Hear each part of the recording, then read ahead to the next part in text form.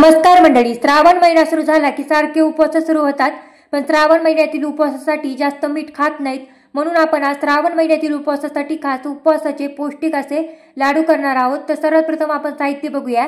तर इथे मी घेतलेला आहे 1 वाटी साबुदाणा, अर्धी वाटी ते शेंगदाणे घेतलेत, अर्धी वाटी खिसलेलं सुकं खोबरं घेतले, 1 वाटी गूळ, सुकामेवा आणि 4 चमचे साजूक तूप घेतले. सर्व साहित्य एकाच वाटीने आपल्याला मोजून घ्यायचं आहे.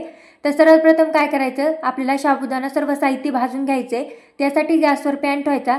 पॅन थोडासा गरम झाला की लगेच यामध्ये साबुदाणा टाकायचा आणि कमी गॅसवरच आपल्याला साबुदाणा खरपूस असा भाजून घ्यायचा आहे. 2 ते 3 मिनिटात चांगला असा साबुदाणा भाजते बघा.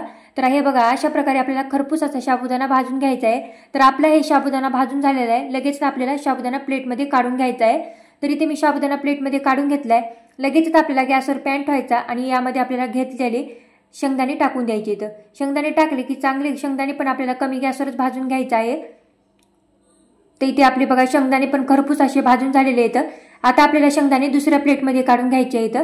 तर इथे मी शेंगदाणे पण भाजून काढून घेतलेत. लगेच गॅसवर पॅन ठेवायचा आणि यामध्ये आपल्याला घेतलेला सुकामेवा पण थोडासा भाजून घ्यायचा आहे. जर तुमच्याजवळ सुकामेवा नसेल तर काही हरकत नाही, असे पण आपले लाडू खूप मस्त होतात.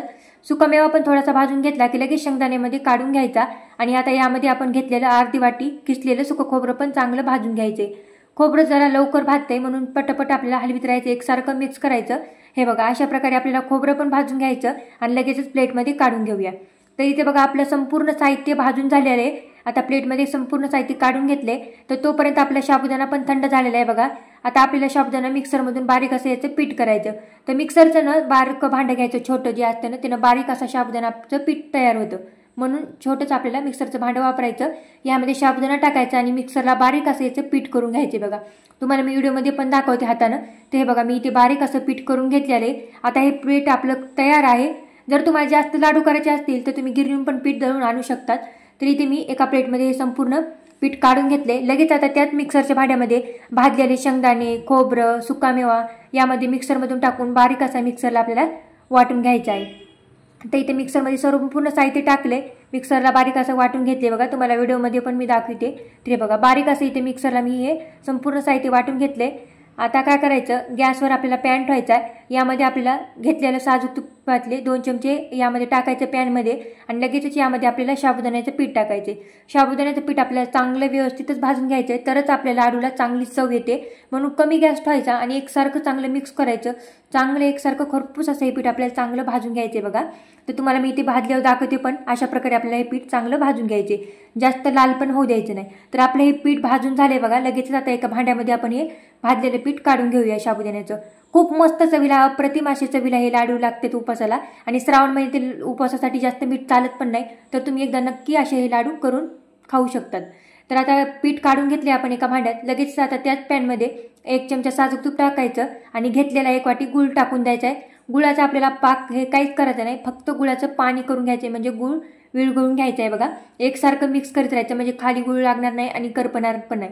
चांगला आपल्याला गूळ वितळून घ्यायचा आहे. तर आपल्या इथे बघा गूळ पण मी इथे वितळून घेतलेला आहे बघा संपूर्ण. लगेच आपल्याला आता काय करायचे, हे मिक्सरमधून काढलेले शेंगदाणे खोबऱ्याचं ह्या भांड्यामध्ये साबुदाण्याच्या पिठामध्ये टाकून द्यायचं आणि आपला गूळ पण तोपर्यंत वितळलेला आहे बघा. लगेचच आता आपण ह्या मिश्रणात गूळ पण टाकून देऊया वितळलेला. तर इथे संपूर्ण आपला गूळ वितळलेला आहे. गुळाला जास्त करपू देऊ नका, नाही तर लाडूची चव बरोबर लागत नाही. तर इथे मी संपूर्ण गूळ इथे वितळलेला या साहित्यात टाकून दिलं बघा. आता आधी सर्वात प्रथम गूळ गरम असल्यामुळे हाताला चटके लागू शकतात, म्हणून आपल्याला एकदा चमच्याने चांगलं मिक्स करून घ्यायचे, म्हणजे आपल्या हाताला चटके लागणार नाहीत बघा. पौष्टिक पण हे होते तर लाडू आपले. शेंगदाणे, खोबरं, सुकामेवा आपल्या तब्येतीसाठी खूप छान असतं आणि पौष्टिक पण हे लाडू होतात बघा. तर आधी चमच्याने मिक्स करून झालं की लगेच हाताने चांगलं एकजीव गूळ आणि सर्व साहित्य करायचे आणि आपल्याला याचे छोटे छोटे लाडू तयार करून घ्यायचे. तर हे लाडू आपल्याला महिनाभर पण व्यवस्थित राहू शकतात. तुम्ही एकदा करून ठेवले श्रावण महिन्यासाठी. तर बघा इथे मी व्हिडिओमध्ये किती मस्त मस्त गोल असे हे लाडू करून ठेवलेले आहेत बघा. तर तुम्ही पण या श्रावण महिन्यातील उपवासासाठी नक्की हे लाडू करून बघा. खूप मस्त होतात आणि पौष्टिक पण आहेत. तर आजचा व्हिडिओ कसा वाटला नक्की कमेंट करून सांगा. आवडल्यास एक लाईक, चॅनलला सबस्क्राईब करायला विसरू नका.